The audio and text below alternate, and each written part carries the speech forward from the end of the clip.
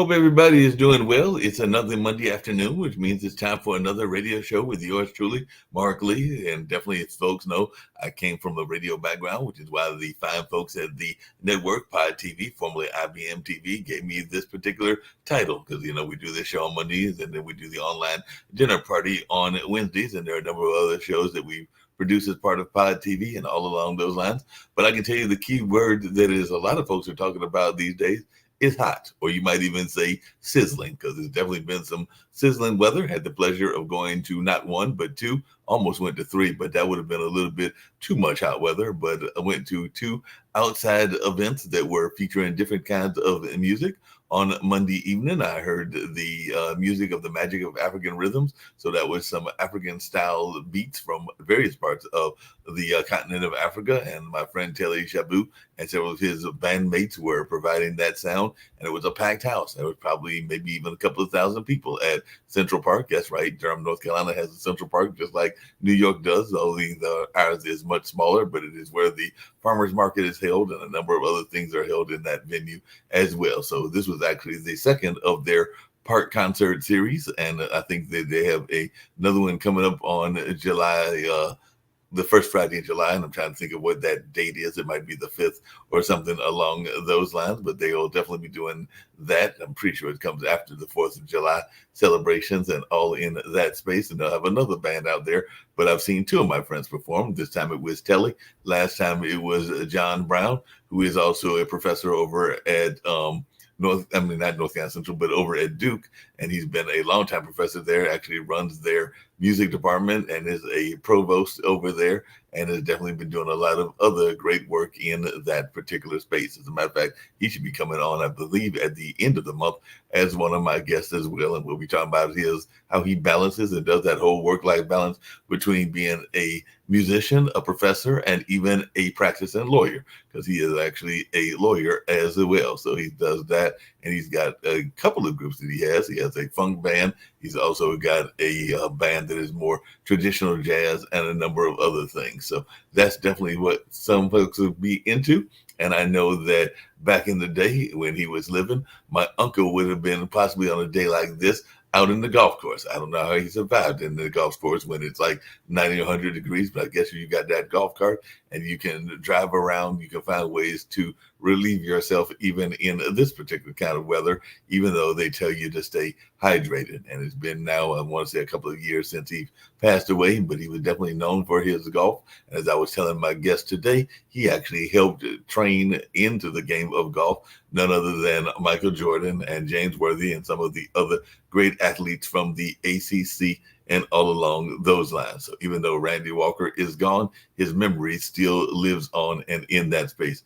I don't know if I ever asked him. Maybe the next time I see my cousin, I'll have to ask if they ever did any friendly wagers, because we know that definitely Michael Jordan, as well as Charles Barkley and other, are known for doing some notorious wagers and even some wagers that are way outside of my budget. So, and I've known that since my uncle's family was trained as plumbers, and he had done some work at North Carolina Central University and was also a former Canadian football player, that he didn't have the kind of money that Michael Jordan did. So if they did have any wagers, it was probably what they call a gentleman wager and all in that space. But I do know that one of the things that Danny Cahill has gotten into is this whole notion of golf. So I'm going to talk to him about that, since I know that Uncle Randy, if he was living, would be upset if I didn't talk golf with this gentleman and find out what he thinks about the modern golf game, and if he's been gotten so good like my Uncle Randy was. Because Uncle Randy used to participate in, we have a newspaper here, the Herald Sun, and they would sometimes do age brackets, and he would actually sometimes win in his age bracket and all along those lines. So I'll bring in Danny, because I know that Danny's into golf among other things as well. But like I said, as far as I know, because I can't see one, I can't see my aunt allowing him to wager but so much money, and two, I just can't see it actually going over knowing his own economics when my Uncle Randy was living. But he did have the pleasure of teaching some major names the game of golf, because like I said, they probably didn't even know what golf was, because Michael had come from the Wilmington area. I think maybe he had been born in New York, but he came from Wilmington in terms of his basketball and upbringing as a youngster and everything. And I forget where Worthy was from. I think he was from a small town here in North Carolina as well. But there were some other people that he taught both on the football, basketball, and other end as well. So what got you into this game of golf? And is it about 90 something? Because the things we're supposed to get up to might go down a little bit today, but I think we're supposed to be back up in like the 92s and 94s in another day or two. And I'm going like, it's not even July yet. And Yeah.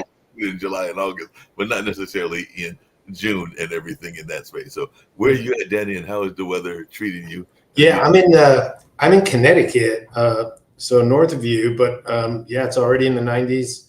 But that doesn't keep golfers from going out. There is no temperature at which golfers will not go out, Mark. There's nothing that's going to stop the golfer from golfing, whether it's super hot or super cold. I mean, I can appreciate it this time of year, but what's really crazy is I'll get calls from guys in December before it snows and go, "You want to go play?" And I'm like, "It's 37 degrees. Are you crazy?" But these guys will play until there's snow on the ground. It's really, really an addiction. I mean, you mentioned MJ. He was famous for playing 45 holes on days where there were playoff games. Wow. And if they lost, people would say, "Oh, he got tired on the golf course," and they blame his golf on it.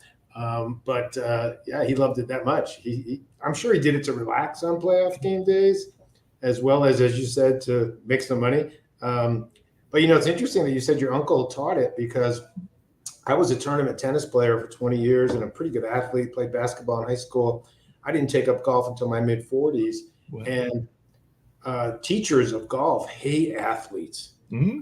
I'm sure Michael ended up being good because he's good at everything, and James Worthy. But the average good athlete says, "Oh, I can learn this game. I learned basketball. I learned baseball. I learned football. How hard could it be?" And then they find that all of their experience as an athlete works against them. Because if in every other sport, and I write about this in my book, if you practice and you have a good coach and you put the time in, then you figure out the fundamentals, and then you apply experience, and pretty soon you have some mastery of the game. Right. Whereas in golf, all your athleticism works against you. You ask any golf teacher, what would you rather have? Someone who's never touched a racket or a baseball bat or a ball in their life, or a 42-year-old ex-hockey player? Which one would you rather teach golf? And they'd say, "Oh, give me the geek who's never done anything in his life, because he doesn't have any expectations, and because he's not trying to apply everything he's learned in hockey or basketball to golf, because it'll work against you." Golf is not logical. It's not like other sports.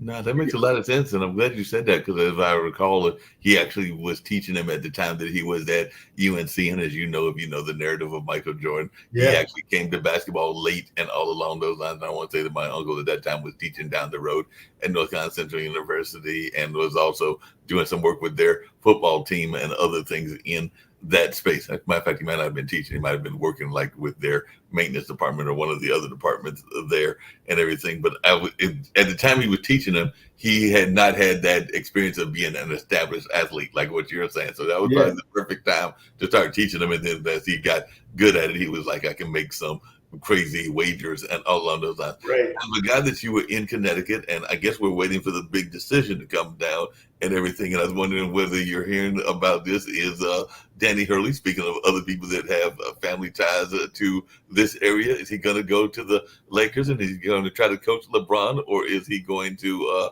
actually pass on the $100 million? You know what? I like all good Connecticut residents who are obsessed with UConn. I've been checking my phone every 5 minutes and refreshing it.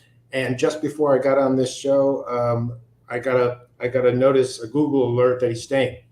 He's decided to stay, which I'm surprised at, to be honest. I think it's probably because the Lakers aren't very good, and he might get a different job. Also, he's got a lot of talent coming back to UConn, and I think the allure of a three-peat is probably pretty big. But I'm frankly surprised because, as you know, college sports has changed so much that the big appeal, I think, for a college coach now is, between the fundraising to get the NIL money for your players and the recruiting that you have to do and the transfer protocols allowing these recruits to leave anytime they want, it's a year-long grind. Whereas if you coach in the NBA, it's about a 7-month grind. Right. Only you get paid 10 times more, and you get 5 months off, and you get to be in Hollywood. So I'm surprised he didn't take the job, but I think part of it's because it's kind of late in the day to be coaching LeBron, and Los Angeles is not going to be good next year, no matter who coaches them.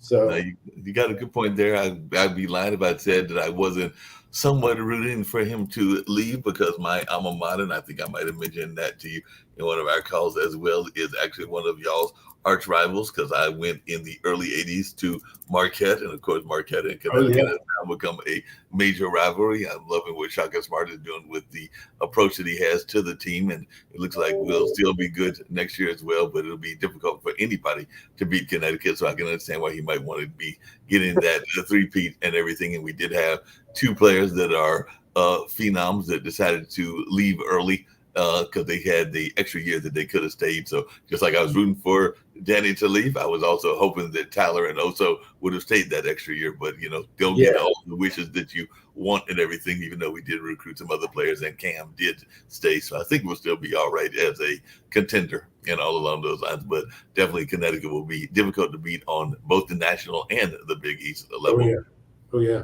Yeah, for sure. Yeah, so it'll be fascinating and everything. But you've written this book, and one of the things I said I was going to talk to you about, and I kind of alluded to it in the opening as well, is there's this notion of this work-life balance, and people are always talking about the work-life balance and how we need a work-life balance. And I sometimes wonder if that's even possible in this day and time when it seems like everybody and their mother has to have at least 3 or 4 jobs. I just mentioned earlier, I'm doing this interview now, which is Pod TV, but I've also worked with a testing company, and I was actually with my cultural arts center that I work with. So I do know that sometimes you have to have multiple jobs. I have the fortune or misfortune, depending on how you look at it, of not having any kids of my own. I do have my nephew that I will see on occasion because my brother had 2 kids, and I have dated women with kids and everything. I'm currently not dating anybody at the moment, so I have definitely had that fatherhood kind of background, and I actually mentor even some people, like some friends, kids and other things. But definitely that can be part of the work-life balance. But since I am a single individual in the early 60s, I don't necessarily have to do as much as other folks do. So I was just wondering your thoughts on this work-life balance and how it plays into your book. Yeah. So, I mean, the book is fiction, but obviously whenever you write fiction, you write it from your own perspective. So the book, which is called How to Quit Golf and Get Your Life Back, the protagonist in the book loses his sense of balance. He's married. He has 2 kids. One's about to go to college. One's a teenager. And he starts playing golf, and he gets obsessed with it. And he starts playing when he shouldn't be playing, and telling his wife he's somewhere when he's really playing golf. And he's essentially found a mistress that is a sport. And he's not very good at it. And I wanted to make the book real. So it would be a different book if he was fantastic at golf. But what makes golf so interesting to me, and again, I came to it midlife. I didn't play golf until I was in my 40s. So I got to observe this community, and I'm like, there's so many people who their whole life is golf, and they're not very good, and they struggle, and they get punished by the golf sport, and it's humiliating at times, but they can't wait to play again. So that was interesting to me. So I wanted to write about it. And I know the culture now. I've been playing for 20 years. So I know the culture really well. And I thought it was funny and at the same time kind of sad. So in the book, he sort of loses his way and then has to find his way back to his family and his values and his roots. But it's fiction because, like you, I never had kids. Like you, I've had relationships with women who've had kids. So I'm sort of like the pseudo stepdad to a lot of different kids who I love to death, who I'm close with. I actually think, Mark, I don't know if you feel this way, but I actually think being the stepdad is a pretty cool gig because, like they want to talk to the stepdad sometimes and not their real parents because as the stepdad, I don't have a dog in this hunt.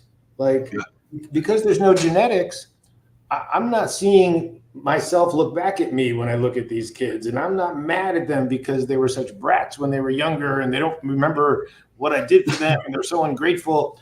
I got to know them as teenagers, and I just want what's best for them.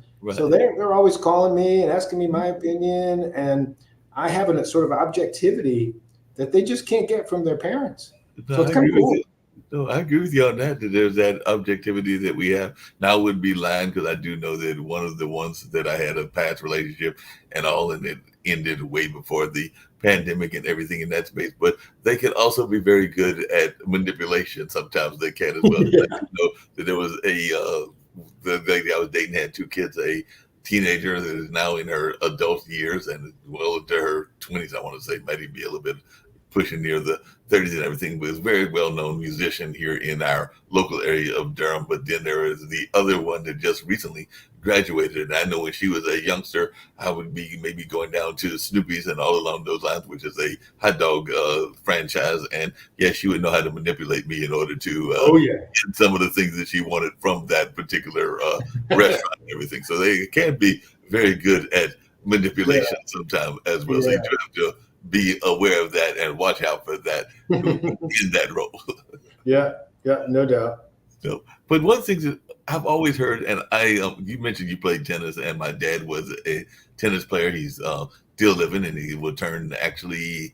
Let's see, mom just turned 84, 82, so he'll turn 84 in later this month on Yeah. June 20th, and everything in that space. And he's still actively swimming and doing some other Good for things. him. He might even do some bicycling, but he has gotten away from the game of golf several years and maybe even several decades ago because of some back injuries. But I do know that sometimes both golf and tennis are seen as kind of like boardroom kind of things that you do. You go out there because you're also going to make these deals and everything. We oftentimes hear about people that are out there on the golf course, whether that is power players, like some people say Trump's out there Yeah. on the golf course, and other people, even some of our great athletes and great entertainers. So, how much of a tool have you seen people use in golf or tennis for their business or career advancement?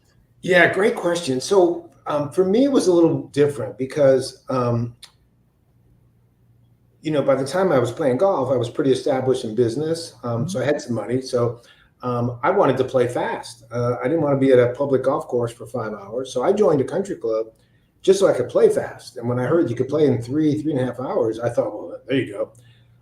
But then once I started going to the club, I recognized, oh, it's not just about playing fast. It's about who you know and networking. And this is where you say you bring a client out and you make a deal. And I had zero interest in that because I was getting out of my office to get away for 3 hours from all the clients and all the candidates. And my business is kind of a national business. So it wasn't like anybody living in my town was somebody I needed as a client. But I ended up being, I was raised very poor. And, I kind of, built my life myself through my business. So when I got to the country club, I found I kind of had a resentment toward these guys. Like it was a weird feeling. I kind of felt like I didn't belong and that I wasn't good enough. But at the same time, I was like, I have just as much money as any of these guys, and I don't want to go into the restaurant and drink for 4 hours. I don't want to go to the sauna. I'm not here to show everybody, how important I am. I just want to play golf. So I was that guy that when I play, and I still am, when I play with you, if I get hooked up with you on the first tee, I ask your name. We have some laps. I never ask you what your business is. I don't tell you what mine is. You don't have to worry that I'm trying to see if you're a prospect and I can potentially do some business with you. I just want to play golf. I just want to talk golf.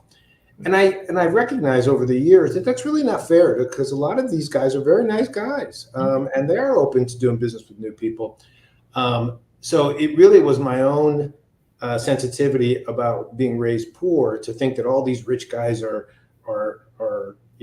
somehow judging me when in actuality I was judging them. So I had to learn to get over myself and just be friendly to everybody. And now I will talk business with people if they want to talk about it. But I had a problem with it at first. I didn't want to network. I didn't want to be that guy.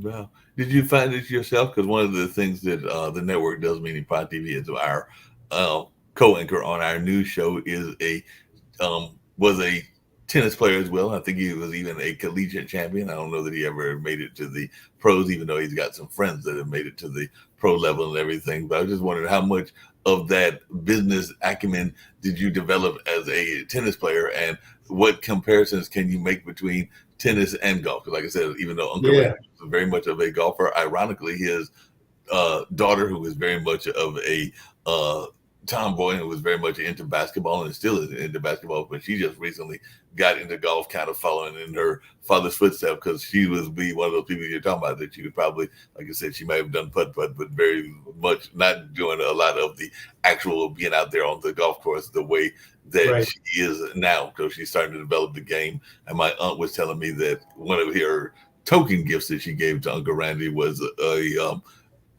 well, I had two uncles that had passed. One of them was a fisherman, so one of them had a watch that the ticket, the second hand was like the reel of a fisherman, and Yeah. the other one, which is the one that she gave to Uncle Randy, it was the golf club being the second hand, and that is what she has now passed on to my cousin Tanya, who is Yeah. now really getting into the game of That's golf right. and everything. So I was just wondering the parallels that you found between Yeah. two Yeah. games. It's kind of interesting. I mean, they're both at higher levels sports of privilege, and wealth. I mean, I played tennis as a teenager, but it was like, you buy a can of balls at Target and, an old racket and you can play with somebody. But to take it seriously and play competitively, the old saying in serious tennis circles is, if you don't have your kid in a golf academy in Florida by the time they're 13, forget about it. They're not going to be good. They're not going to play college. They're certainly not going to play pros. Some of these girls are playing pros at 16, 17 years old, like a Coco Golf. But the parallels are kind of interesting, even at the club level of privilege, because, and I like this about tennis, one of the beautiful things about golf is the handicap system. Mm-hmm. So, if I am a garden variety 10 handicap, I can shoot 80, I can shoot 90, depending on any given day. Once in a while, I shoot 75 and I'm happier than can be. So I'm a garden variety golfer, but I can, because of the handicap system, I can go out with scratch golfers. I can play with Michael Jordan tomorrow if he gives me enough strokes, and I might beat him. And when you have a foursome out there, even if one's a pro and one's a college player and two guys are awful, they're able to play with each other because you're playing your ball and I'm playing my ball. And I don't care that it took you 7 shots to get in the hole. All I care about is my ball. But a tennis pro cannot play with a beginner because you can't get the ball back. I need you in tennis to be good. You have to be at my level in tennis for us both to have a good time.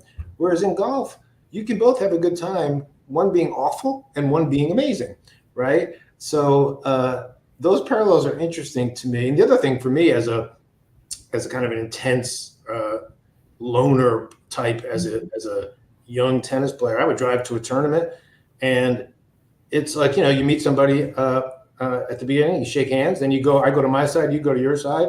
There's no small talk. There's no bowl. There's no networking or catching up. It's like, I'm going to try to kick your butt and you're going to try to kick mine. And yet there's this beautiful etiquette in both games, right? In both games, it's an honor system.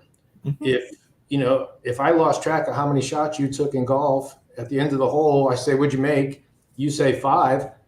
Okay, I know you made more than 5. I saw you take 7 shots, but I don't care. It's an honor system.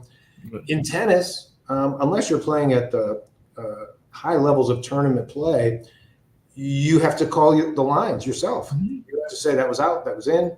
And it's an honor system. And there's a lot of times when somebody called the ball out that you thought you hit in, but you just say, you know what, you got to live with yourself. I got to live with myself. We both know that ball was out, but okay. So there's an honor system to it. And I always thought it was a wonderful thing when it happened to me a couple of times on a tennis court where at match point, I hit a ball that it was a hard call, whether it was out or in. And the other player would say, it's too close to call. I'll give it to you. Match is over, and shake my hand. Oh. There's a beauty to it and they both have that. I mean, I've seen golfers who are 1 inch out of bounds. And if you hit a ball out of bounds, as some of your audience would know, mm-hmm. then you have to go back to where you last hit it. So for a lot of golfers, that means a 250-yard walk back to the tee, what we call the walk of shame in golf. Mm-hmm. They could be out by 1 inch, and they'll say I'm out, and they'll walk all the way back to the tee. The scrupulous integrity of both sports is really kind of a beautiful thing. No, it's definitely a beautiful thing. I'm definitely thinking about that. And the other thing that I've seen a lot of people doing, because actually one of my close friends, and we actually work on a couple of events together and everything, his church was actually just doing a golf tournament because it was one of their fundraisers, a scholarship Yeah. for fundraiser for the kids that are geared to go to college and everything. And it can be a fairly easy thing to do if you know the rules of the game, because I actually participated maybe about a decade or so ago in organizing a golf tournament. It was actually Mhm. for the Maurice Spencer Society and everything, because he was a spinal cord injury person Yeah. at Duke and everything. But I remember a friend of mine had recruited me to help her organize it at a golf course, and it was actually fun. I did make the mistake of also helping supply the entertainment, and I have some friends that would have probably been much better entertainment, but I made the mistake at this particular fundraiser of doctors of booking a children's group to be the performance and everything. So you learn from your mistakes. So I'm sure the doctors were sitting there going like, we really did not want Raggedy Ann over here doing performances when we Yeah. just had our golf tournament and everything along those Right. lines. You learn Right. from your mistakes as That's friends. right. That's right. I will acknowledge my mistakes, and you have to learn from them, and you just don't do that ever again in that space. But I do remember getting a couple of cross eyes because they were looking at me like, "This is Oh not yeah. what we wanted," and everything. After we played those difficult golf games, and we're trying to raise this money for this health cause and everything. Yeah. Yeah. Now you talked about. It sounds like you're roughly around the same age as in the '60s or something Yep. along those lines. But I know that one of your memoirs, and apparently it's very popular, is called "Aging Disgracefully," and Yes. also the Harper's Rule. So, what is the concept of aging disgracefully, and how do you age disgracefully? Yeah. Yeah. Yeah.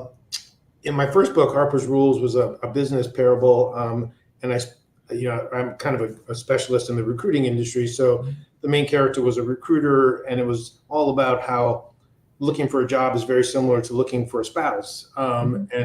And so there was kind of a love interest story, and it was a successful book. And so it won the Axiom Award for Best Business Fiction. So I went to my publisher and I said, I want to write a memoir. And they said, "Oh, please don't. Everyone writes memoirs. Nobody buys them. Most of the memoirs are horrible, and the only ones who make money are these big celebrity memoirs." And I'm pretty stubborn, and I said, "Well, I'm going to write it anyway." And they said, "Okay, take a shot at it."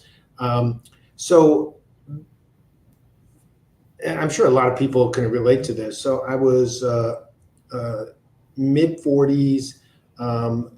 As I said, childless, my second marriage. And we decided, she was like 3 or 4 years younger than me, so she was around 40. We decided we missed the boat, we should have a kid. And so we went to a fertility clinic and we decided we're going to do this, and this is how the rest of our life is going to go. And we were all fired up. And then, as happened so many times, it didn't happen. And we got a little freaked out. And I was traveling because I have a motivational speaking business. I'm on the road a lot, and I fly to meet clients a lot from my search business. So she was frustrated because I was gone all the time while we were trying to have this kid, and I was frustrated because all we were doing was obsessing over this. So the intimacy became very, strained and mechanical, and it was all based on timing and ovulation cycles. And long story short, it got crazy, and we both had separate midlife crises. And what was a wonderful love story became just this horrible period.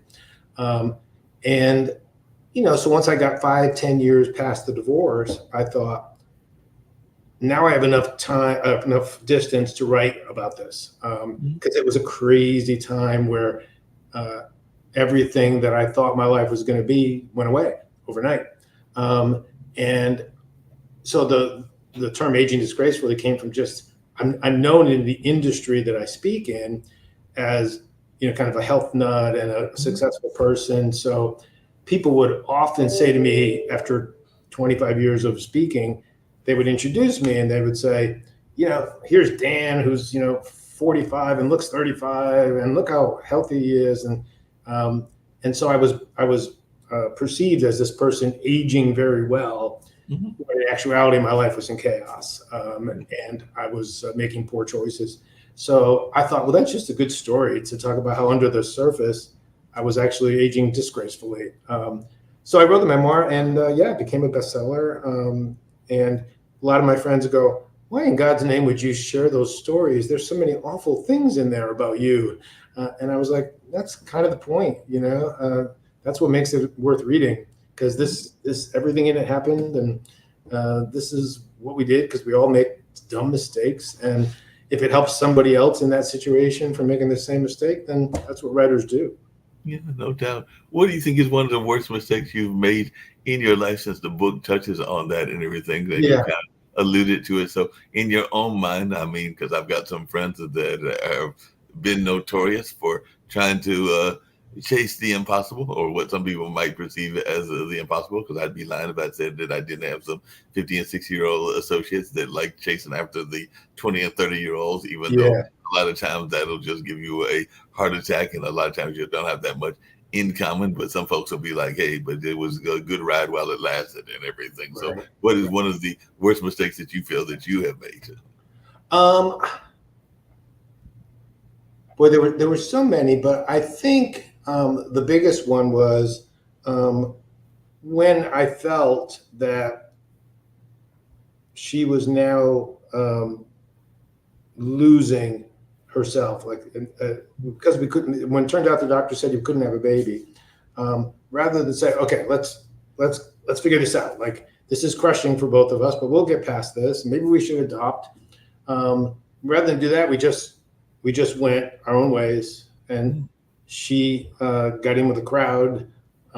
Once I saw that she was in a crowd, I was like, "Well, if you're going to go in with the crowd, then I'm going to go in with the crowd."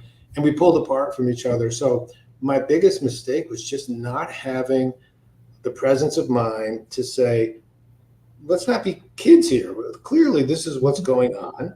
Um, this is an emotional response to not being able to have these kids. So let's not lose ourselves. Let's figure out another way.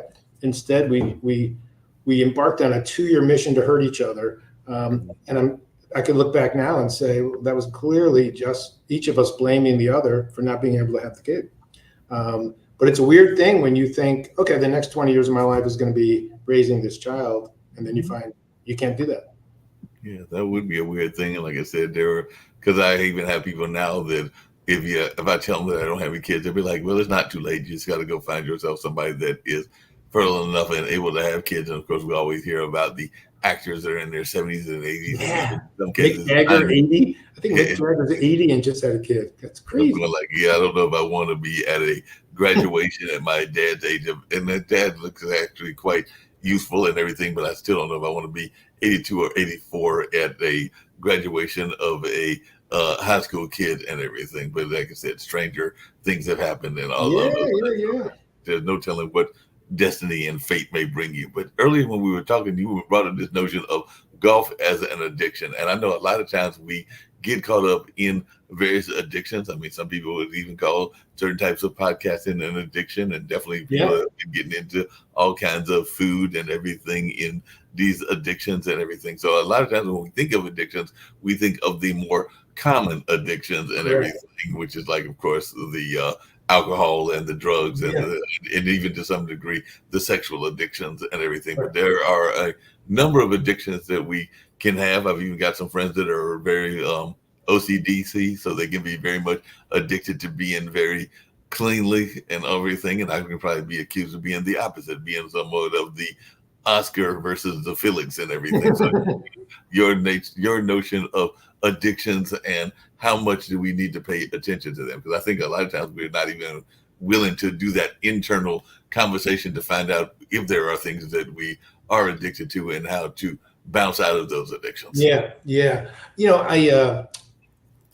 I've thought a lot about this, and I write about it in the new book.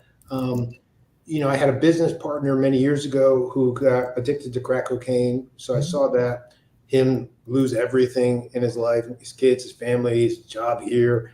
Um, I've had relationships with people who struggle with alcohol. So, and growing up in the 80s, I saw a lot of people doing a lot of drugs. And as you remember, it was a little more socially acceptable back then. But I never judge people who have an addiction issue or go to rehab. And you hear people who don't know anything about addiction say, "Oh, they're weak," or they make such stupid choices over and over again.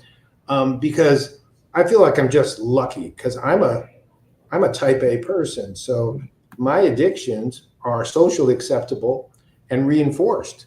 You know, people will say to me, "Oh, you're a fitness nut," but they mean that in a very positive way. Like good old Danny goes to the gym every single day and he eats the same way every single day.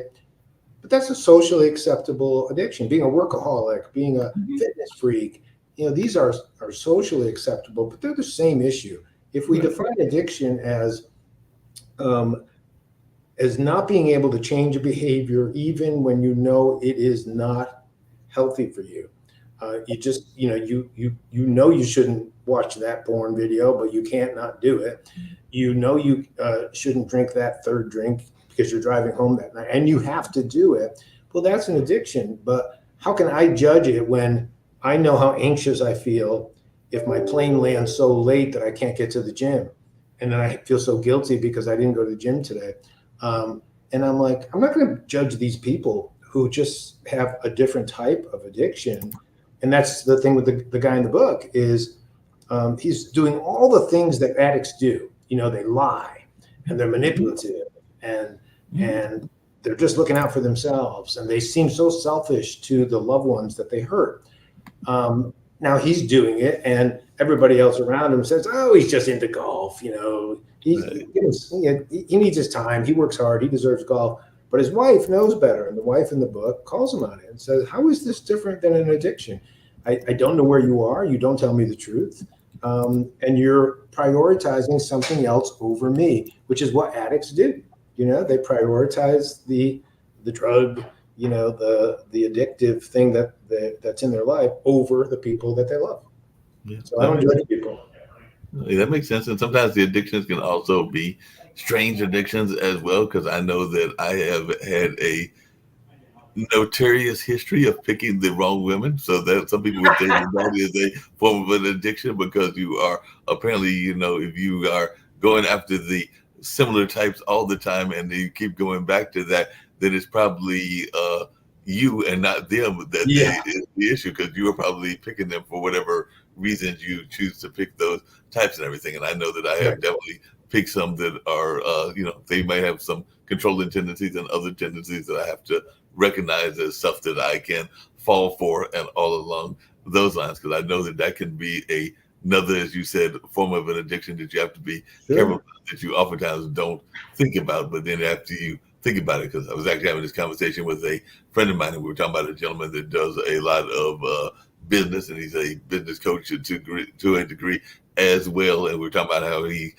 keeps getting people that are frustrated by his business tactics and some of the things that he is trying to do in the business world and everything along those lines. And one of the things we were saying is that if 100 people keep making the same complaint about you, it's like you have some narcissistic ways and everything, it might be you that's the problem and not the 100 people that are complaining. Right, that's right. Yeah, the volleyball player Gabrielle Reese says that if you wake up in the morning and then you say, "I just ran into an asshole," well, maybe you ran into an asshole. But if you wake up every morning and say, "I just ran into an asshole," you're the asshole. Exactly. And she's not wrong. Yeah, she's not wrong. But you know what? To just not trying to give you a get out of jail free card, but spend my experience too. You look at narcissists or people with bipolar or recovering addicts. The front end of these people is very attractive. They're charming people. They're very entertaining. They're high energy. You don't know what's coming later, where that source is coming from, and it's them putting on a show. But it's a pretty good show, and it's pretty hard not to be taken in by that. Yeah, you can definitely be enticed by the show and all that. And speaking of the show, the other thing that really fascinated me about you and your background, because I do have some friends that are in the theater space. As a matter of fact, I'll see one of them in the few hours and all along those lines at the Cultural Arts Center that I work at. But you actually managed to produce, even though you're known as a public speaker, an off-Broadway production. So what got you into the theater world? Were you like the kid that always knew that you wanted to do something in theater, or was it the monetary opportunity that came to you that got you to get No, into? no. Theater is not for money. I mean, I've had, as you said, I've had half a dozen plays that I've written done off Broadway, and you don't make money from that. Everybody who works off Broadway is hoping that some filmmaker will be watching the show, or a television maker, and buy your play and make it into a TV show, because there's no money in theater. But you don't do it for money. Anybody who loves theater doesn't do it for money. What's funny is I was an athlete in high school, so I thought the theater kids were just weird. But I was a reader, and I was probably 14 or 15, and I read Who's Afraid of Virginia Woolf, the great Edward Albee play, and I was just stunned by the wit and just the verbal agility, and how you could make people laugh by also saying terrible things to them. And so I started writing scenes to make my friends laugh. And then in college, I majored in creative writing and English, and I started writing plays, and I was told I had some abilities. So yeah, back in those days, you would write a play, you would send it to an artistic director of a theater. A lot of times they wouldn't read it if you didn't have an agent, and you had to know somebody. So I knew some actors, and they would get my plays in front of artistic directors. And then once you do it, I had one, it went well, then I'd get a call saying, we want to do that play. I'd write another one. So in my 20s and 30s, I was pretty much all about theater. And then when I started doing public speaking, I found I could pretty much do my own material without the actors by doing it myself. And then after 20 years of that's when I started writing books. But I still love the theater. I just went to New York a couple of weeks ago. It breaks my heart that, and I just asked we have 35 people here at my company, and I said, how many of you have never been to live theater? And I think all but 2 raised their hand. Oh, wow. So just, we're only, an hour and a half from New York City. So it just breaks my heart that people don't experience live theater much anymore, or their version of live theater is going to see, Wicked or Oklahoma, a big splashy musical. To me is not theater. To me, a theater is, 4 actors doing a comedy, drama, something like that on a stage. So yeah, in graduate school, I spent a lot of time studying theater, so that I'd be better at it. And it was a wonderful time in my life. Actors are the most joyful, generous people in the world. They're also vainglorious and neurotic, and it's a tough life being an actor. Your body is your job. You've got to look a certain way for a long time, and especially for the women, it's a short career if you don't transition to older roles. It's a little kinder to men, but not by much. It's a young person's game, but it's still special. I always tell people, go to a live show for a theater and then tell me you don't love it, because they don't even know what it is. And then they go there and realize that every time you see a play, that performance that you saw will never be seen the same way by anyone else ever again. It's not like a YouTube where everybody can show it 14 million times. That particular night, those actors did it in a way that is going to be very close the next night, but it's not the same. And only you saw that production. That's the special element to theater that, I just adore. It's my favorite art form.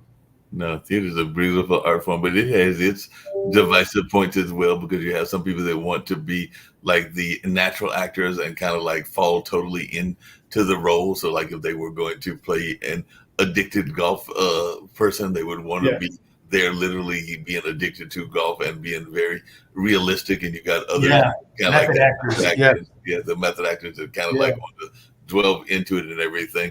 And then you got some others. I had that same ex I was referring to and everything was very much into what that whole artsy fartsy kind of attitude of acting, and didn't always feel that you were overly creative unless you fell into that space and everything. And I think there's a character on one of the detective shows that is very much in that artsy fartsy kind of light and everything. But I don't think that everybody that is in the arts world necessarily has to be flamboyant, because I've seen some people that are not overly flamboyant that do quite well in it. So that can also be a division, because you got some people that are not willing to consider it art unless you are equally flamboyant as they are and everything. You can play into that kind of thought pattern as well. Yeah. There definitely, back then there was a sense of, I'm in theater and film is not as developed in art and not as important. That's pretty much gone though. Nowadays, film actors want to go on Broadway, where for my whole career it was always, you want to do a play so that you get recognized so that you can go do a movie. But now, I mean, there's the level of act, just like in sports, you know, the level of play, like, you know, I loved MJ, but I don't see how you can physically compare MJ to LeBron. Everybody in every sport now is bigger and faster and stronger. And I watch the acting done in movies now, and it's so specific and so developed. And I think the actors of today are so much better. The writing of today is so much better than it ever used to be. Part of it's the technology, but part of it is just like in every other endeavor, everybody gets better. No, they definitely get better at everything. I am wondering, because you kind of alluded to it earlier, even with that notion of your coworkers not going to theaters and everything. I wonder if you would ask them if they had ever gone to or seen a performance on YouTube, what the answer would have been, because now a number of people are having easy access, so they don't necessarily have to go see Fiddler on the Roof. They can go watch a variation of Fiddler on the Roof under their local YouTube and everything along those lines. So I just wondering, do you feel that maybe that could be part of the problem, even as a business coach, that maybe we have overly overly made it accessible? That's what I was looking for. Yeah. No, I think that is true, and I think there's an awful lot of derivative stuff. You know, I mean, there's so much stuff on TikTok and YouTube that is just awful, and it's just copying somebody else. So even though the technology allows for your own channel and your own original programming, most of it is not original. It's just a knockoff of somebody else, and when they don't even know it's a knockoff because they're not watching the old stuff to even know. But I see that a lot. People think they have some crazy original new idea, and it's like, okay, dude, George Carlin did that 20 years ago. I don't know what to tell you. You know, like exactly. That is not new at everything. What are some of the parallels or something that you surprised yourself learning that you were able to bring into the business world, into your writing world and everything? So what is a thing that helped you make that transition, but also a lesson maybe that you learned from the business and recruiting that you're now able to bring into this newer world of writing and some of the other things that you are doing more actively?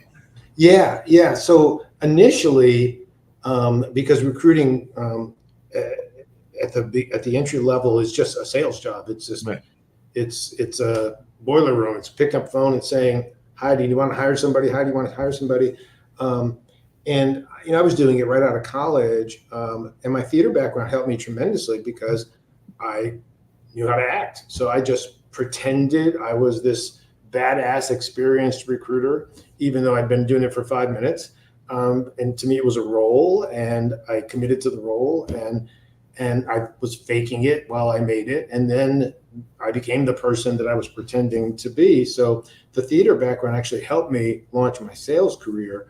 And then later, my ability to create a character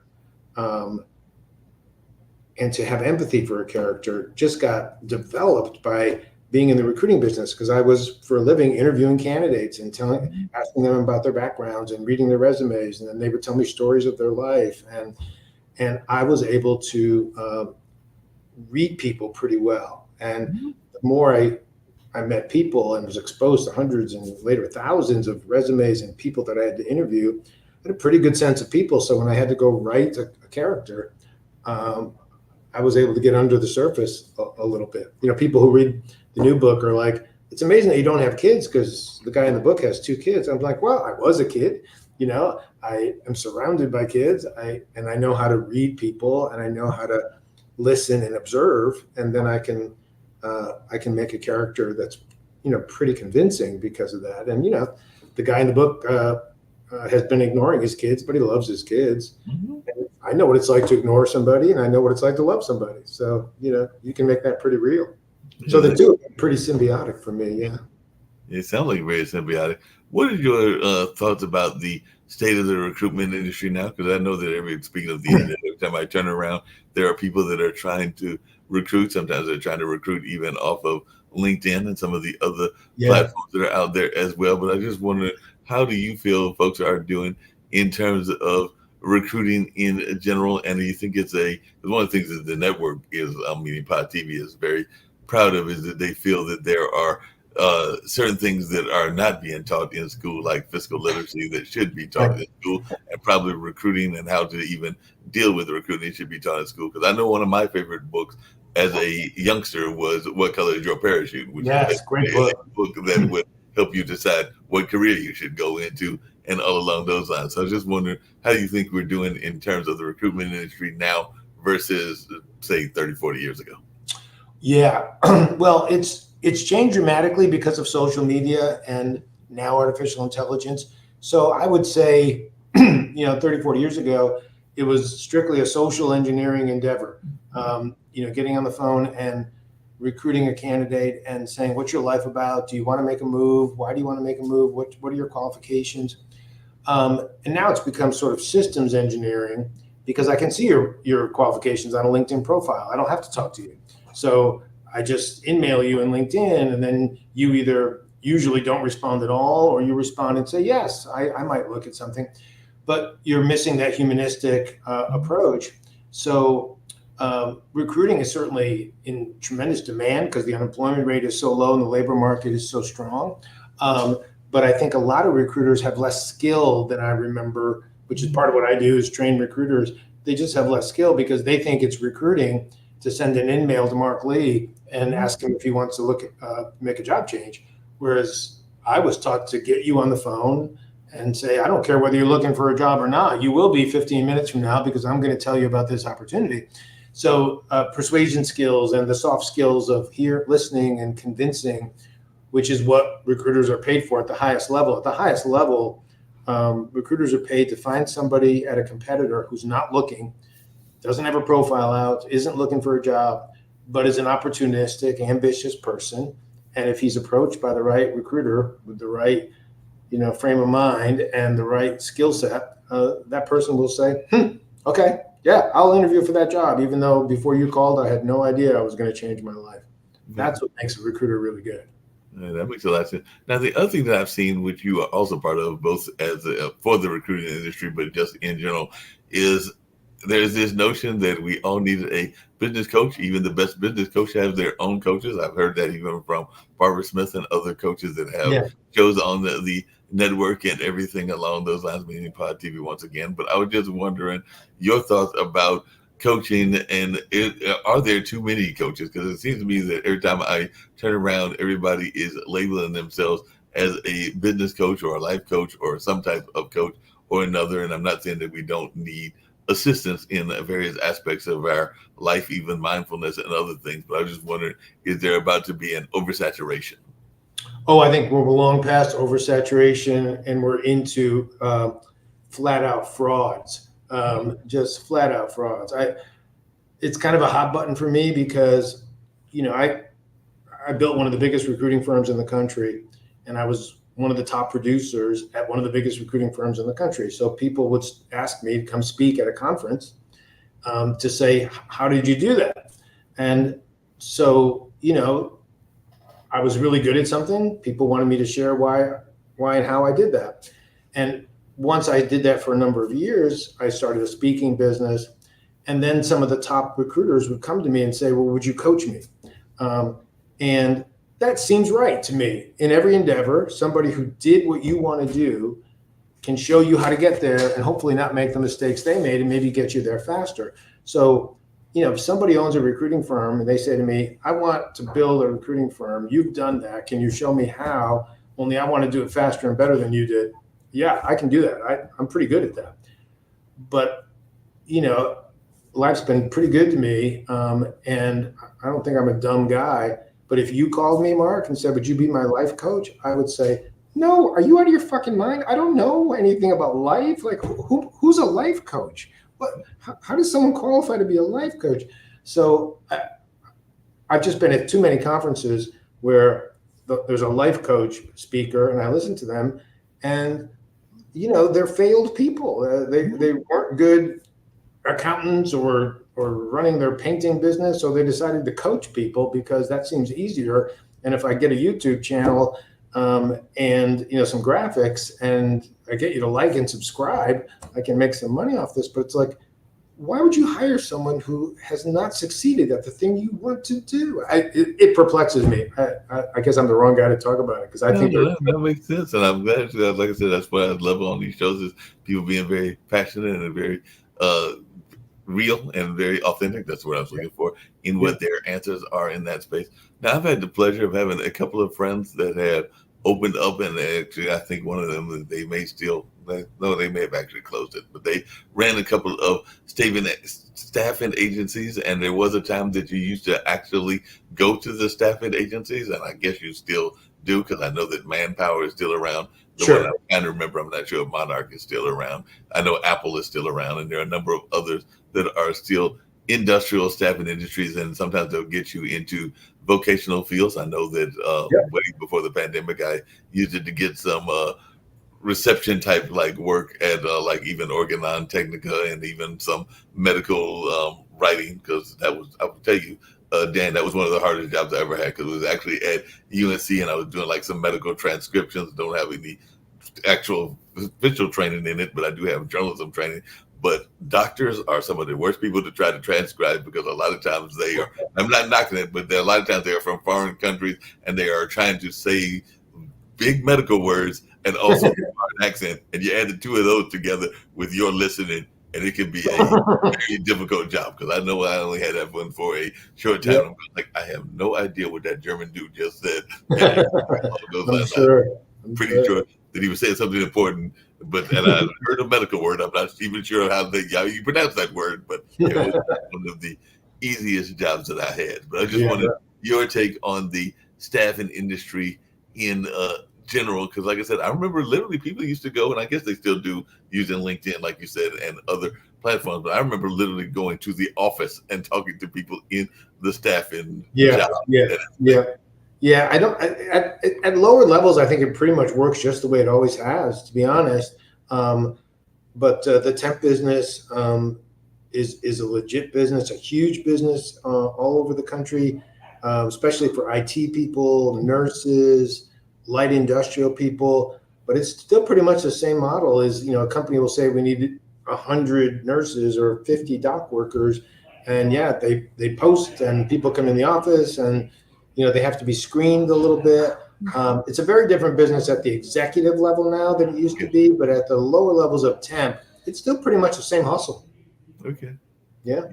I wasn't sure, because like I said, I have not had to do that for a while, but there have been a couple of times I was tempted to, but definitely some of the jobs that I've had that I've been able to not have to do that as of yet. But one of the things I was asking you earlier, and like I said, you've done so much. We talked about quite a bit of it on this particular interview and everything, but how do you do that work-life balance and everything? Or is there such a thing as a work-life balance? Because I know that some of the things you talk about is this notion that maybe we need to get away from this notion of work-life balance just in general. Because I always hear people, no matter what they're doing, whether they're married, whether they're single, whether they are having multiple kids, or whether they're having multiple jobs, they're always talking about, like, I gotta have enough time to deal with all the aspects of my humanity, meaning individual humanity. And for most people, that is their mental, physical, emotional, and yes, I will even say, even though I do not consider myself personally overly religious, but their spiritual health as well. And spiritual can be anything from mindfulness to yoga to actually going to the physical churches and everything. But definitely there has to be all of those for elements, and that's what I think people mean when they say that work-life balance is making sure that all of that is healthy, but also that you have time for yourself and that you're not being pulled into things that might be considered addictions, like golf.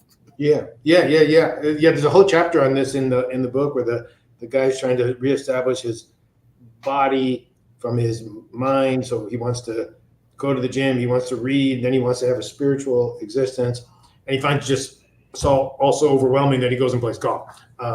But I think that's kind of what I found in the 4 decades that I've been in the business world is, there's if you everybody has ambition, right? I mean, if you ask anybody if they're ambitious, and it's like asking them if they love their mother in front of their mother, they say, "Oh yeah, I'm ambitious. I want to be rich and famous." So everybody has ambition, but not very many people, in my experience, have drive.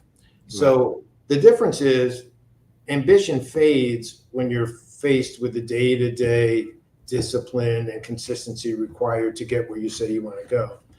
Drive is not your choice. A driven person is gonna be 92 years old and trying to win at shuffleboard in the rest of them, and they're going to be, reading the New York Times in a hospice and furious at what's happening in the Middle East. They just can't let go of that intensity. They're not happy unless they're doing something, right? It was, I think the saying that I've always employed that means the most to me is the purpose of life is having a purpose in life. So this is why, people say to me all the time, you've done pretty well financially. Why don't you retire? And I'm like, only in America would you ask somebody that. It's like, in America, it's like when you get old enough to not have to earn a living to pay your bills, you should stop doing it. Even if you're still passionate about it or good at it or like it or enjoy it. Only in America are you supposed to stop because you can. And so a true driven person, a person of purpose, I'm in a situation where I have equity partners in my firm, and they will be handed my firm when I retire. So I'm out to try to build the biggest, best firm I can before I hand it over to them. So I feel like I'm as driven today as I was, 30 years ago. And I wrote this book over the last 2 years because I had the idea. And I suppose I could have just sat around and watched Netflix at night, but I was like, no, when I get home from work, I'm going to go home and write a chapter in the book. So I think the most successful people don't chase happiness. They see happiness as a side benefit or a byproduct of doing something that they care about. And I don't think it's much of a choice. I don't think they think of it in those terms. I don't think they want to stop for the sake of stopping. They're still saying, how can I get better, smarter, happier, whatever. Yeah, well, you raised a couple of interesting points in that comments and everything. One is that, and I can relate because I don't have any myself, even though if I was to have a business, and like I said, Pod TV is not mine, it belongs to two friends of mine, but if that was to further create Lee Entertainment, which is mine, or if they were to make me a more of a full partner in Pod TV and everything along those lines, I would be probably trying to pass them on to my nephews, but there's no guarantee that the nephews would be interested in the profession and all along those lines and everything. But I was just wondering, what is your thoughts? Because a lot of times when you do have kids, people think about this notion of generational wealth and passing it from one generation to the next generation, even though it's not always the case that the generation even cares about the field that you're in. I mean, we're even to some degree seeing that with LeBron and Bronny, and apparently Bronny may not even have the same kind of abilities as his dad in terms of his career, and might not be able to even be as successful as his dad. I mean, hopefully he will be, but like I said, I went to school at Marquette, and when I was there, the coach of the Milwaukee Bucks was there, Doc Rivers. And while Austin has had a good career, and even the volleyball playing daughter that's married to one of the Curry boys and everything, has had a very successful career. I don't think either one of them would say that they are as successful as Doc was, and Doc was nowhere near LeBron and everything. Yeah. Boy, I think the way I am wired, if I had a father like that, the last thing in the world I would do is do what they do. I'd want to go, climb my own mountain, because I mean, if you think about it, with the exception of the only one I can think of that's an exception is Ken Griffey Jr. I mean, he Right. was clearly better than his dad, Right. but and maybe Barry Bonds was clearly better than Bobby Bonds in Right. baseball. But for the most part, I mean, you just go down the list, and the son of sports greats generally do not do very well in second generation. It's true in business too. It's generally the second generation of a successful small business tends to suffer when the original owner's gone. Is that because they were raised with a silver spoon in their mouth and didn't have to hustle for it? Who knows? Maybe they're not as smart as their dad. Who knows? But for the most part, the second generation tends not to do very well. But I certainly understand the concept of trying to take care of your family. But I kind of relate more to Bill Gates, who said, I'm not going to leave my kids anything. Right. And he's got what, $80 billion, and he's like, no, they're on their own. Now, whether he says that, but whether that means he's not giving them 80 billion, he's giving them 2 billion, I don't know. Right. But he certainly says he's giving away all of his money, and he's already got a pretty good head start on that with the Melissa Gates Foundation. So I kind of think that's awesome that they're making their kids find their own way.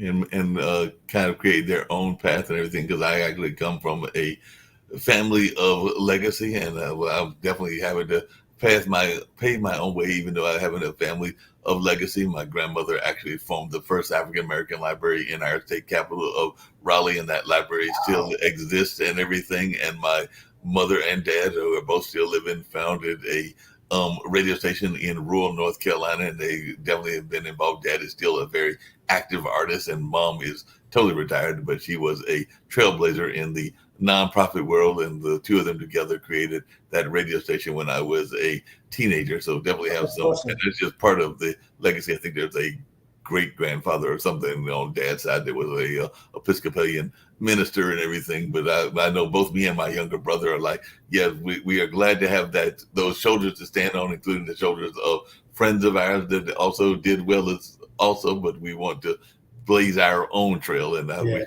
more people would do that as well. So you can definitely use that as a model, and you can use that to kind of like model your own success after. But yeah, those that are trying to totally copy it, that's a hard job. I think that's a hard job for anybody.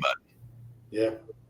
I definitely agree with you on that. But you also was talking earlier about this notion of like the ageism that goes on in the industry as well. Because I know that my mom was on a board of a bank, and they literally had this notion that at age, I think it was 70 or maybe 65, you had to step down and retire and all along those lines. So I do think that sometimes we get caught in this notion of ageism, and then we turn around and then you see the ads like where McDonald's asking the older workers that are not ready to totally retire and just lay down in their rockers or watch a bunch of soap operas or whatever else they might be doing, or even going out to the golf or tennis course. They want to actually still stay engaged. So I know that some of the fast food chains for decades now have been like, oh, come back to work with us. We don't mind having you work with the teenage kids, and the both of you can service fries and shakes and burgers or whatever they're supplying.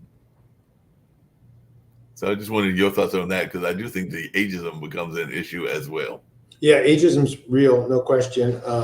In professional recruiting, unless it's a C-level job, if it's a C-level job and you're 65, great. You're supposed to be that age in order to be a C-level person. But if it was a programmer job or a junior accountant job, we would have a hard time placing you at that age. So ageism is real. I mean, it's real in the presidential election, right? They say so many people are turned off just because they don't like the idea of two 80-year-old guys being our best choice. So it's a hard thing, because I'm not one of those people that says, oh, I'm as good as I ever was. No, that's not true. Age is real. Aging is a real thing. There's not one thing in my life I'm better at now than I was at one point. So I think we can kid ourselves a little bit with this, American idea of the fountain of youth. At the same time, there is something sad about saying somebody is necessarily not qualified because they're 70 or 80. The reality is we all know people that are 60 that have the energy of an 8-year-old. Mhm. And we all know 80-year-olds who could run circles around us. Yeah. And so I don't see anything wrong with an individual, basis for it. But I certainly understand, people who own companies who are trying to hire, maybe a sales team that's got to roll out a certain revenue amount in the next year, wondering whether this person at 75 or 80 has the energy or the juice or the contacts. Having said that, I have, let's see, 1, 2, 3, 4. I have 4 people that work for me and have for 3 decades now who are between the ages of 64 and 70. Wow. My office manager is 70, and we can't keep up with her. So I feel like I practice what I preach. But the older I get, the more offended I get by ageism. So Yeah, that makes a lot. right? That makes a lot of sense, even though, you sometimes when you are out there on the golf course or maybe even in the nightclubs, because I'm sure that you probably still pop into the nightclubs and the bars and everything every once in a while, you might think that you can still swing from the chandeliers and have that crack at that 25 or 30 or even 40-year-old, even though the reality gets in our way after we talk to them and are going like, no, we don't have that Yeah. common, and You don't have anything in common. give me a heart attack. Yeah, that's right. Exactly. Correct. Yeah. That ship may have sailed for me. I don't know about you, but that's Yeah, like I said, sometimes you have those conversations, you're like, nope, that's not going to happen. It's going to be too problematic and all along those lines. So I'll stick with those that are at least in similar age ranges and everything. Some of the other ones you're sitting there going like, I have no idea what you just said and what you're all about and all along those lines. It can be some interesting wishful thinking, but it is oftentimes you said that ship is long gone and all in that space. Coming back to the book and everything, and we've got us about maybe another 10, 15 minutes to go and everything. What is something about how, with the golf, at what point in the golf did you realize that you had this slight addiction, and how often do you play golf now and everything, the actual game of golf? Yeah, I don't play as much as other guys who are into it. I certainly love the game. I like to watch it, at least the big events, the Masters, the U.S. Open. I'll watch it this weekend. The U.S. Open is this weekend. But I only play maybe twice a week. And I know that if I was fully retired, I wouldn't play 6 times a week. I have other things that I'm interested in. It takes too long. I say in the book, it's too expensive, it takes too long, and it's hard to learn. This is why there will never be 400 million golfers in the world. There will always be 50 to 100,000 serious golfers and another couple million casual golfers. Those numbers haven't changed really even since Tiger Woods sort of revolutionized the game in the late 90s, because it's too expensive, too hard, and takes too long. Just as many people quit golf after a couple of years as take it up every year. It's just that hard. So, but nobody can really appreciate golf until you get a ball in the air, headed for a target. The notion of golf is kind of absurd. You're right. You have this little ball, and 400 yards away is a hole that's 3 1/4 inches wide, and you have to get this in that hole in 4 swings of this club, or some version of the 14 clubs you're carrying. And it seems crazy to people. It seems like such a crazy game until you manage to do it, and you swing and it goes where you're aimed. And then you make your first par, make your first birdie. And now all the other things come into play. Now that you have some facility, you say, well, I'm out for a walk with my friends and it's a beautiful day and we're in this emerald, paradise for the next 4 hours, and the rest of the world is outside, and all we care about is going for this walk in this beautiful area for 4 hours. And it's competitive, but it's not competitive the way basketball was, where you're going to take an elbow in the face and you can only play 4 games of one-on-one before you're exhausted. It's a comfortable, leisurely stroll. At the same time, it's a very difficult athletic endeavor. So it's one of those things, like everything else in life, like just about everything else in life. The better you are, the more enjoyable it is. I mean, I see people who are at 30 or 40 handicaps, and that's fine if you start there. I did. But if I didn't improve, I mean, I barely find the game tolerable as a 10 handicap because it's so frustrating. I don't know why it would be fun for somebody who can't break, 110 and can't get the ball off the ground. I don't know why you would want to do that. There's other ways to be miserable. But if you have a certain facility, like so many things in life, the better you get at it, the more you want to do it, and the more fun it is. Yeah, that makes a lot of sense. Everything. What was your first reaction the first time? And maybe you have had several. I don't know how many you've had because I don't.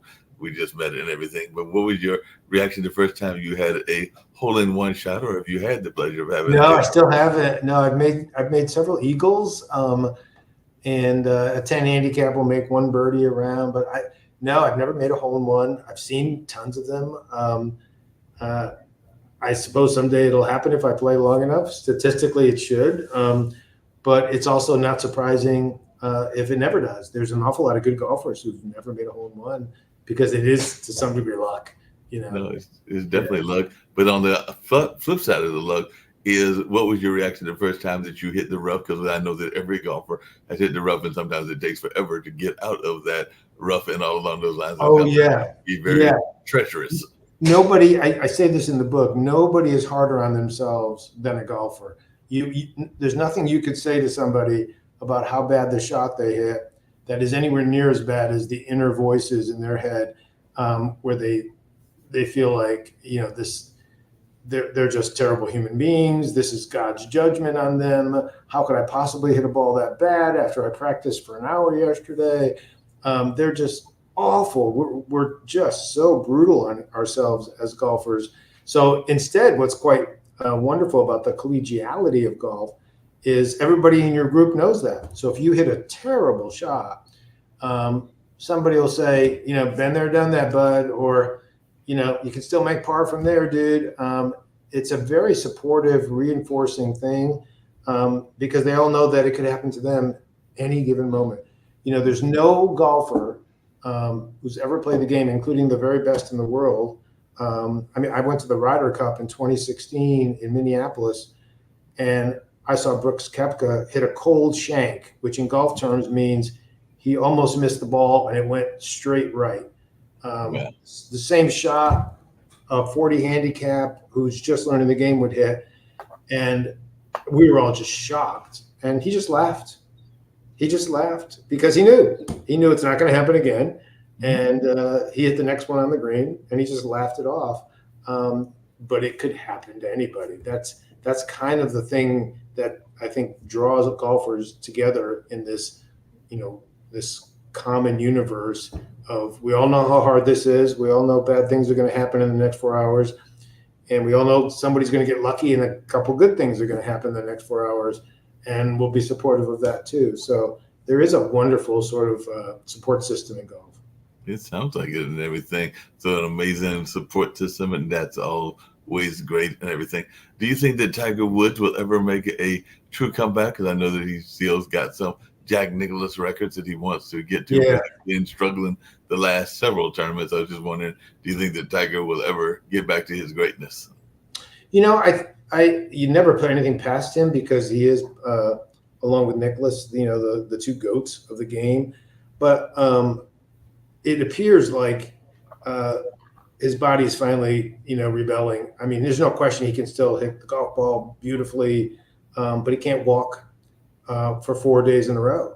And so, he shoots 68 on Thursday and everybody goes, Tiger's back. And then he shoots 78 on Friday because his back hurts and it's hard for him to walk. And his leg has, been, I think, 4 or 5 surgeries on that leg. And, he's just not the average 47-year-old from a physical point of view. He's had so many surgeries, and between the weightlifting and the working out, and let's face it, some of the drug issues he's had. I mean, he's an old 47. So I wouldn't put it past him if he got into contention on a Sunday, because he hasn't forgotten how to do it. but I don't think he'll get there again. Not because the last two times he's played, it's been pretty close to embarrassing, the Masters and PGA. So I just hope he stops before it's really bad.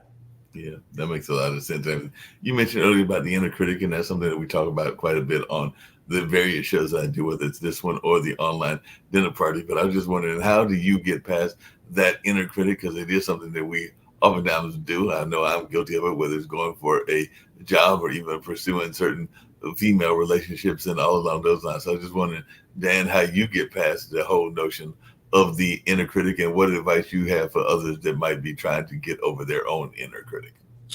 Yeah, it's taken me a long time to, and I'm not there wholly. I wish I was, but I am able to give myself some grace. I know my insecurities, I know my fears, I know my flaws, and I embrace them at this point. And then that's the wonderful thing about being a writer. You can write about them and put them in other characters.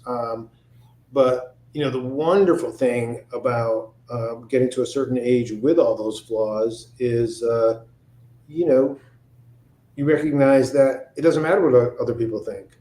It doesn't. Nobody's thinking about you as much as you think they're thinking about you. Yeah. So I'm pretty good at saying, you have to be, because when you speak at a convention like I do for a living, they hand out evaluations at the end of the speech, and so every week for 30 years, I get 300, 400, 500 evaluations a week. And I've had 3 books, and the New York Times reviewed my plays. So if I'm going to have thin skin, I'm going to have a pretty unhappy life. So when someone leaves a great review on Goodreads and tells me it's the greatest book they ever read, that's nice. But then there's going to be somebody who says it's the worst book they ever read. And if that's going to ruin my day, then I'm going to have a lot of bad days. So I tend to say, you know what? I left it all on the page. That was the best book I could write. That was the best speech I could give. That's all I got. And if it's not good enough for you, that's okay. It's all right.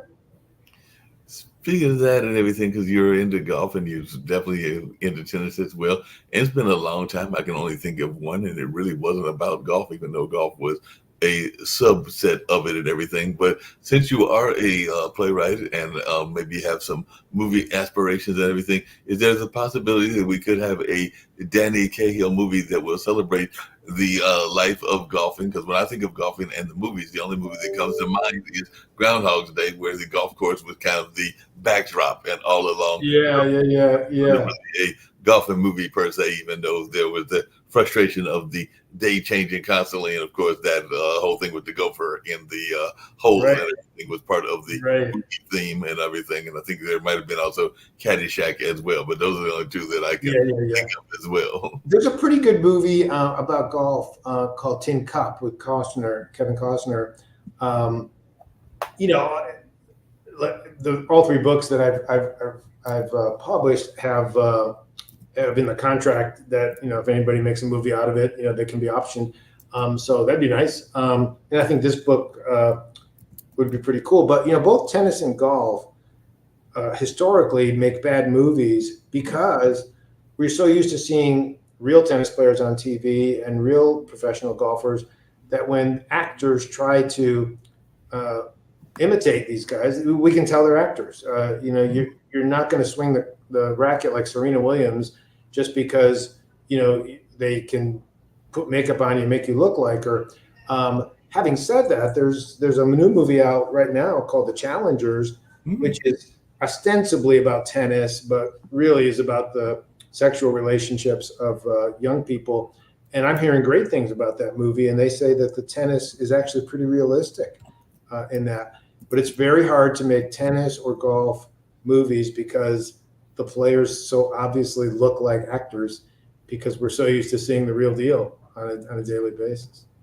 If I remember correctly, and you can correct me if I'm wrong, but I think that if I remember correctly, that golf is a Olympic sport, and the Olympics will be next year and everything along those lines. So, what are your predictions for golf in the Olympics, and will the U.S. do well in golf in the Olympics this year? Because I understand we're also going to get breakdancing and some other newer sports as well, but golf will be there along with basketball and volleyball and several of the other typical spring, summer Olympic sports.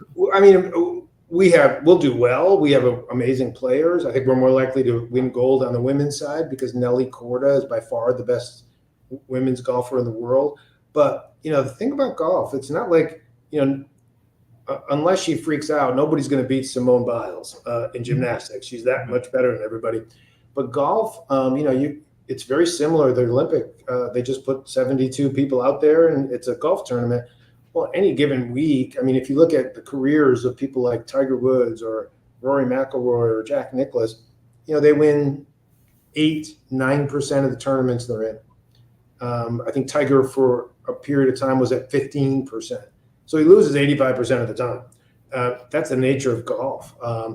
So it's not like tennis where there's 4 or 5 great players and already who's going to probably win the gold, silver, and bronze. Somebody has a good putting week that week, and they happen to make a lot of putts, and it could be an absolute nobody from a country you've never heard of because there's that many great golfers. But certainly America has tremendous talent. But golf is not like the other Olympic sports. It could be just about anybody.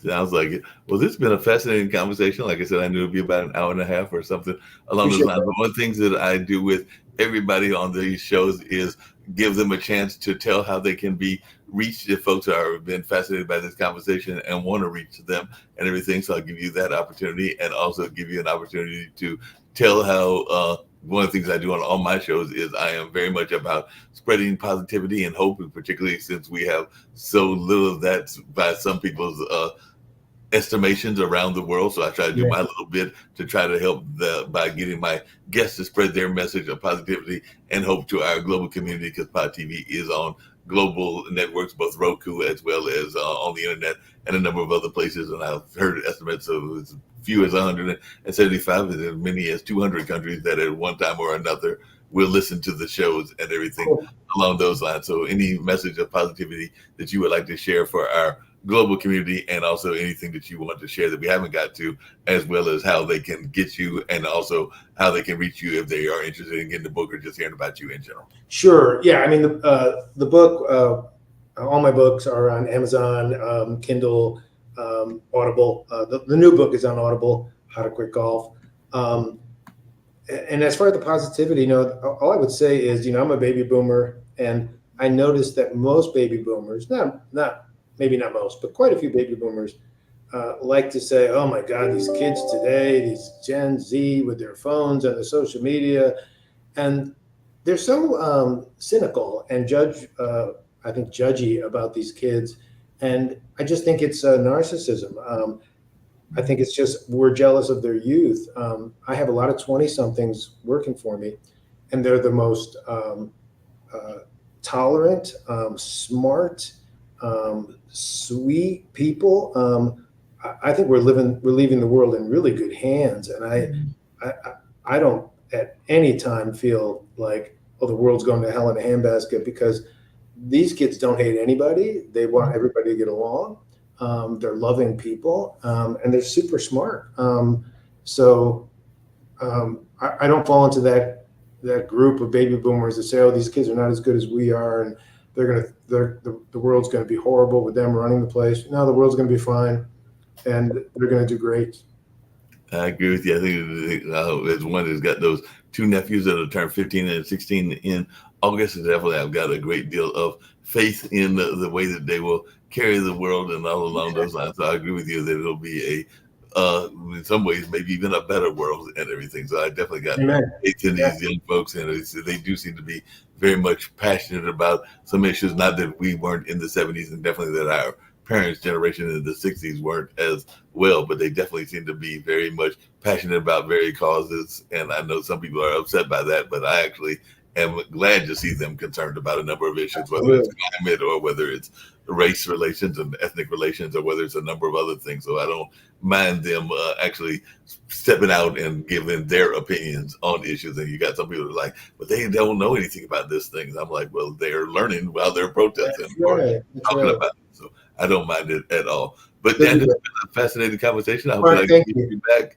on another time as well. But I know we start off a little bit later than usual, but I thoroughly enjoyed the conversation and hope that I can get you back in the not too distant future. And I think I'll go out with one of these commercials, speaking of our youth, talking about mental health. So it's a PSA from the folks, I believe, in Florida, and they are dealing with the whole notion of listening to our youth and all in that space. So I think that's what I'll go out with. And then I'll go out with that same robot that brought us in as well. But I think we'll go out with this and message on social isolation also. But it's been a conversation, and I won't hold it against you that you're over there in Connecticut, and hopefully we can get at least a win or two against y'all in the next season and all along those lines. I think we did upset you once or twice in the last couple of years, so we'll see if we can pull it off. It wasn't last year because y'all spanked us all 3 times we played, but the year before we got a victory, so maybe we can pull it off in the 2024-2025 season.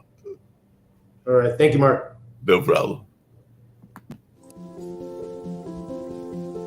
If you're watching this with your friends, you'll probably make a joke. Because you know what you feel on the inside isn't what you want people to know. If you have to pretend to be happy, find someone you trust and tell them. If you get mad at things and you don't know why, or have thoughts about hurting yourself, find someone you trust and tell them. You are never alone when you share. Seriously, people care about you. It's okay to not understand what you're feeling. And it's easy to think that you're all alone. But you don't have to be. You're never alone when you share. Don't be ashamed to tell someone you trust what you're feeling. You're not alone. You are not alone. Find someone you trust and tell them. Tell a parent. Tell a teacher. Tell a brother or sister. Or just tell a friend. You haven't done anything wrong. Talk to someone. Talk to someone. It's how things get better.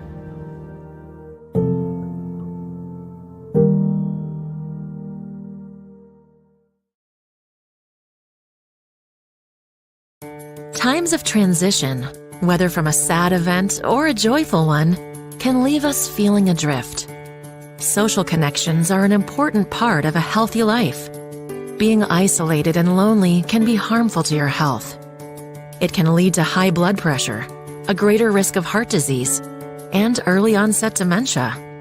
So it's important to build and maintain connections to people, not just in your family, but others whose relationships bring meaning to your life.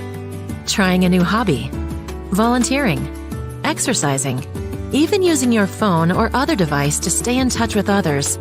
All these can be great ways to keep up your social connections and your physical and mental well-being. Visit connecttoeffect.org to see if you're at risk of social isolation and find ways to get connected. This message is brought to you by United Healthcare and AARP Foundation.